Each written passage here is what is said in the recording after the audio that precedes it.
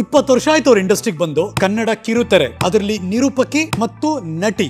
Theatre ನಲ್ಲಿ character ಬಂದ್ರೆ ಓ ಅಂತ ಶಿಳ್ಳೆ ಹೊಡಿತಾರೆ. ಯಾವನ ಡೈರೆಕ್ಟರ್? ವಿಜಯ್ ಪ್ರಸಾದ್. ದೊಡ್ಡ ಕೋತ್ ಮಂಡಲ. ಹಸನ್ಮುಖಿ ಸದಾ ಸುಖಿ. ಇಂಟರ್ವ್ಯೂ ಶುರು ಮಾಡೋದಕ್ಕೆ ಮುಂಚೆ please terms and conditions apply. Chitra candidate ಅಂತ ಸೂಪರ್ ಆಗಿದೆ. ಚೆನ್ನಾಗಿದೆ.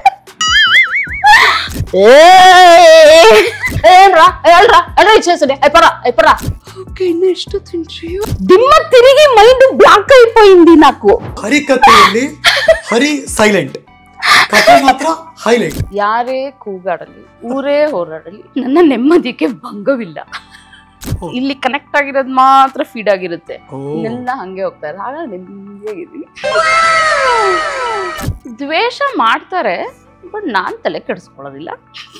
ಈ ತರದೊಂದು ಲೈಫ್ ಬದುಕೋಕ್ ಸಾಧ್ಯನಾ? ನನಗೆ ತುಂಬಾ ಇಂಟ್ರೆಸ್ಟಿಂಗು, ಬಟ್ ಕೇಳೋರ್ಗೆ ಗುರು ನಮ್ ರಿಲೇಟಿವ್ಸ್ಗೆಲ್ಲ ಒಂದೊಂದು ಹೆಸರು ಇಟ್ಬಿಟ್ಟಿದ್ದಾರೆ. Obama, Nelson Mandela, Choodamma, BP. Jaggesh ಅವ್ರ ಸಿನಿಮಾದಲ್ಲಿ ಇವ್ರ ಆಕ್ಟಿಂಗ್ ಇದಕ್ಕೂ ಧರತಿ ಪೆಲ್ಲಡಿ ತೂನೆ ಅಜ್ಜಬು ಡಬ್ ಕಿಲ್ಲಡಾಯಿ. ಅಯ್ಯೋ, ಅಲ್ಲೇ ನಮ್ಮ ಯಜಮಾನ್ರನ್ನು ಪರಿಚಯ ಆಗಿದ್ದು. ಸಾರಿ ಪಾರ್ಟ್ನರ್, ಮರ್ತ್ಬಿಟ್ಟೆ ನಿನ್ನ. ತೋತಾಪುರಿ.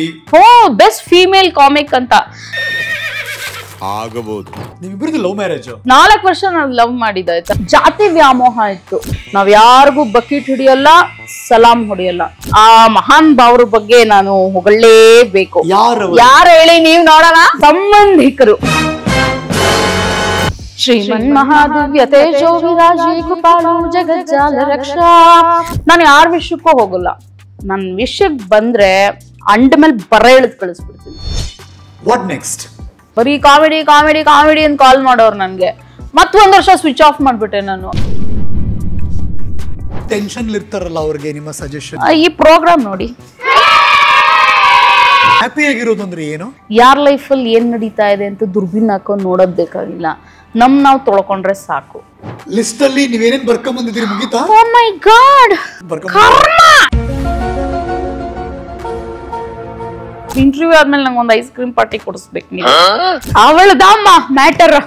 ಡಾಕ್ಟರ್ ರಾಜ್ಕುಮಾರ್ ಅವರು ಬಸ್ಟ್ ಮಾಡಿರೋರಪ್ಪ, ಪುನೀತ್ ರಾಜ್ಕುಮಾರ್ ಅವರು ಬಸ್ಟ್ ಮಾಡಿರೋದು ಅಪ್ಪ.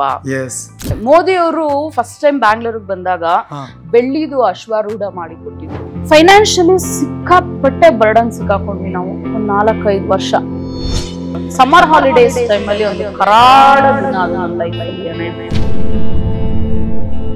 ಡೈಲಾಗ್ ಕಿಂಗ್ ಅಂತ ನಂಗೆ ಅವತ್ತು ನಾನು ಆಸ್ ಎ ಮದರ್ ಆಗಿ ನಾನು ಸೋಲಿಲ್ಲ, ನಾನು ಗೆದ್ದೆ ಅಂತ ಅನ್ನಿಸ್ತು.